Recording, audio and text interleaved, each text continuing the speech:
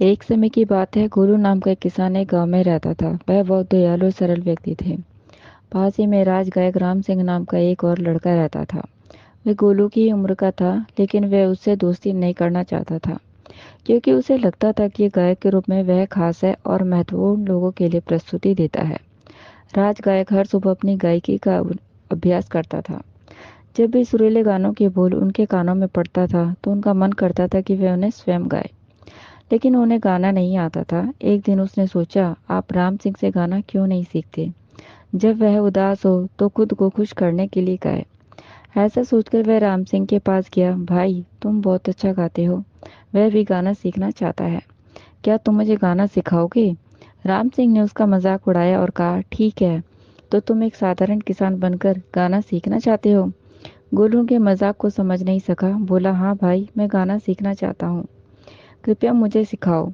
ऐसा करो गोलू, ऊपर जो तुम देख रहे हो वह पहाड़ी पर एक गुफा है, वहीं मेरे गुरुजी रहते हैं।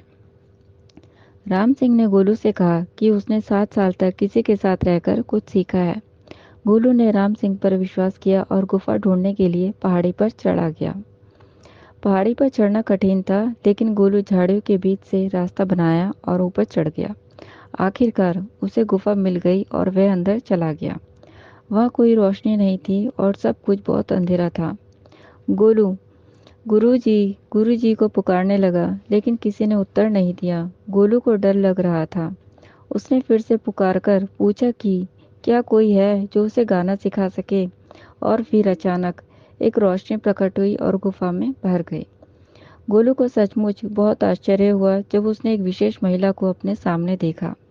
उसने सफेद कपड़े पहने हुए थे और वीणा नाम की कोई एक चीज पकड़ रखी थी। गोलू उससे कुछ न कह सका, क्योंकि वह बहुत चकित था। तब महिला ने गोलू से पूछा कि वह कौन है और वहां कैसे पहुंचा। गोलू ने अपना परिचय दिया और कहा कि वह एक गांव से आया है। उन्होंने बताया कि वह गाना सीखना चाहता है, इसलिए वहां से आया है। महिला ने पूछा, लेकिन तुम्हें गाना सीखने के लिए किसने भेजा? मेरे पड़ोसी मित्र राम सिंह राज गायक हैं। उन्होंने मुझे बताया कि उनके गुरु इस गुफा में रहते थे और उन्होंने उनसे संगीत सीखा है। उन्होंने ही मुझे यहाँ भेजा है, गोलू ने डरते हुए जवाब दिया। महिला ने गोलू को बताया कि उसके दोस्त ने उसे गाना सीखने के लिए भेजा है। गोलू को उत्सुकता हुई और उसने पूछा कि वह कौन है और गुरुजी कहाँ है। महिला ने बताया कि वह उसकी शिक्षिका है और वह उसे गाना सिखाएगी। गोलू आश्चर्यचकित रह गया और उसने उसे संगीत की देवी कहा।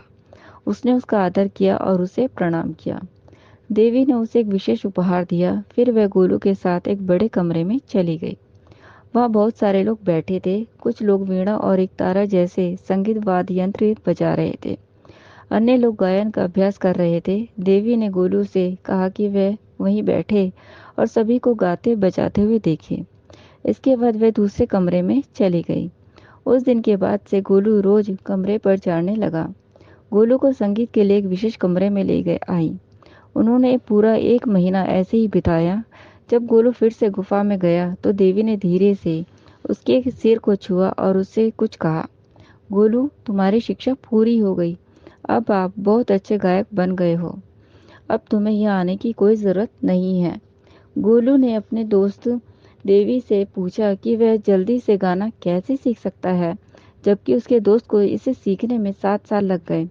देवी ने बताया कि जो लोग दयालु और मेहनती होते हैं, उन्हें इस बात की चिंता नहीं होती कि कुछ हासिल करने में कितना समय लगेगा। वे कड़ी मेहनत करने और जितना संभव हो उतना सीखने पर ध्यान केंद्रित करते हैं और इस तरह से वे चीजों में जल्दी अच्छे बन जाते हैं। तब देवी ने गोलू से कहा कि उसने पिछले महीने विभिन्न तरीकों से उसकी परीक्षा ली है और वह एक अच्छा गायक बन गया है। देवी के गायब हो जाने के बाद गुफा के अंदर अंधेरा हो गया। गोलू गुफा से बाहर निकला और यह देखने के लिए गुनगुनाने लगा कि उसकी आवाज अच्छी है या नहीं। उसने सोचा कि उसकी आवाज बहुत अच्छी है, इसलिए उसे अधिक महसूस हुआ और उसने जोर जोर से गाना शुरू कर दिया। घर तक जहाँ राज गायक राम सिंह थे, पूरे रास्ते में वे खुशी खुशी गाते रहे। राज गायक राम सिंह ने गोलू का गाना सुना। राज गायक राम सोच रहा था कि उनके गांव में कौन इतना सुंदर गा सकता है। उन्होंने बाहर जाकर देखा तो वह उनका दोस्त गोलू गा रहा था। वे आश्चर्यचकित रह गए और गोलू ने उन्हें देख लिया। गोलू उनकी ओर दौड़ा और उनके पैरों में गिर पड़ा। इससे वे व्यक्ति चिंतित हो गया और उन्होंने गोलू से पूछा कि क्या गलती हुई है। गोलू ने कहा वे उस व्यक्ति के बहुत आभारी हैं। गोलू ने बड़ी विनम्रता से राम सिंह को उस जगह के बारे में याद दिलाया जहां उन्होंने केवल 1 महीने में गाना सीखा था। राम सिंह को समझ नहीं आया कि गोलू किस बारे में बात कर रहा है, क्योंकि गोलू को धोखा देने के बाद वह इस बारे में भूल गया था। गोलू ने तब राम सिंह को याद दिलाया कि वह वही था जिसने उसे उनके सामने पहाड़ी पर एक गुफा के बारे में बताया था। अचानक राम सिंह को वहां सारी बात याद आ गई। उन्होंने गोलू से कहा, तो तुमने हमारे गुरु से गाना सीखा? लेकिन गोलू ने समझाया कि उनका एक शिक्षक नहीं था जिसने उसे पढ़ाया था, बल्कि एक देवी थी। इससे राम सिंह को बहुत दुख हुआ कि क्योंकि उन्होंने एक विशेष गुफा के बारे में बात की थी जहां उन्होंने गाना सीखा था, लेकिन गोलू इसे देवी से सीखा था। गोलू ने वास्तव में अच्छा प्रदर्शन किया। उसने कुछ नहीं कहा और अपने घर में चला गया। फिर गोलू हर सुबह अभ्यास करना शुरू कर दिया। राम सिंह को ऐसा महसूस होने लगा कि उसकी अपनी आवाज़ गोलू की मधुर आवाज़ जितनी अच्छी नहीं है। उसने सोचा कि अगर गोलू राजा से मिलेगा तो राजा उसे राजा का गायक बना देगा। राम सिंह ने निश्चय किया कि अगली सुबह उसे भी जाकर देवी का आशीर्वाद मांगना चाहिए। राम सिंह ने एक पहाड़ी पर जाने का निश्चय किया था। तब जब वह पहाड़ी की चोटी पर एक गुफा के पास पहुंचा तो उसने संगीत की देवी को बुलाया और उससे कहा कि वे गाना सीखना चाहता है। देवी प्रकट हुई और राम सिंह से पूछा कि वे कौन हैं। उसने उसे अपना नाम बताया और कहा कि उसके दोस्त गोलू ने उसे भेजा है। राम सिंह ने यह भी उल्लेख किया कि भले ही वह पहले से ही एक गायक था, वह सीखना चाहता था कि उसके गीतों को गोलू की तरह मधुर कैसे बनाया जाए। राम सिंह बोला कि वह अपनी आवाज़ भी गोलू जैसी ही अच्छी बना सकता है। देवी को एहसास हुआ कि राम सिंह ही वह व्यक्ति था जिसने गोलू के साथ बहुत बुरा व्यवहार किया था। उसने उससे कहा कि उसकी आवाज़ कभी भी गोलू जितनी मधुर नहीं हो सकती, क्योंकि उसका दिमाग बेईमान और चालाक है। उन्होंने बताया कि जब किसी का दिमाग साफ और ईमानदार होता है तभी उसकी आवाज़ मधुर हो सकती है। देवी उस पर क्रोधित होती क्योंकि तुमने गोलू को धोखा दिया और उस संगीत को भूल गए जिसे सीखने के लिए तुमने इतनी मेहनत की थी। इतना कहकर वह गायब हो गई। राम सिंह डर गया और गुफा से बाहर निकल गया। जब गाने की कोशिश की तो उनकी आवाज़ कर्कश थी और वे कई आवाज़ नहीं निकाल पा रहे थे। वह गोलू के पास गया और बहुत दुखी हुआ। उसने गोलू को सारी बात बता दी।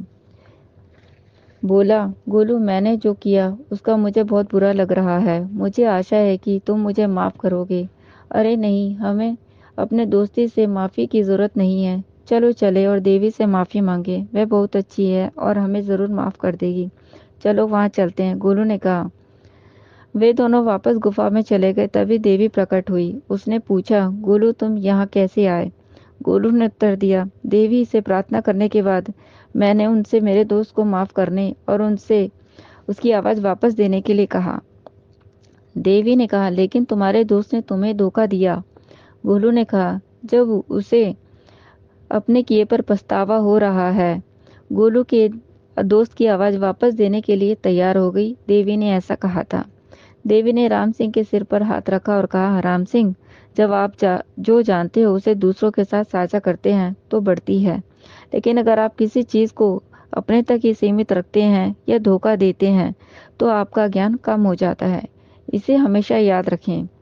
राम सिंह ने देवी की बात सुनी और उसका आदर किया। वे दोनों गुफा से बाहर चले गए और राम सिंह की गायन आवाज़ निखर कर सुंदर हो गई। वह बहुत खुश है। राम सिंह ने कहा, गोलू, तुम्हारा धन्यवाद, मेरी आवाज़ वापस आ गई। मैं आपका आभारी हूँ। कल मैं तुम्हारी राज दरबार में ले चलूँगा।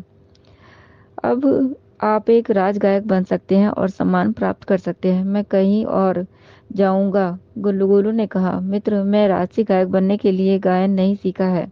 मैं गाना सीखना चाहता था क्योंकि इससे मुझे खुशी मिलती है। भले ही मैं किसान हूँ और खेती करना पसंद करता हूँ। आप एक अद्भुत गायक और हमेशा सर्वश्रेष्ठ रहेंगे।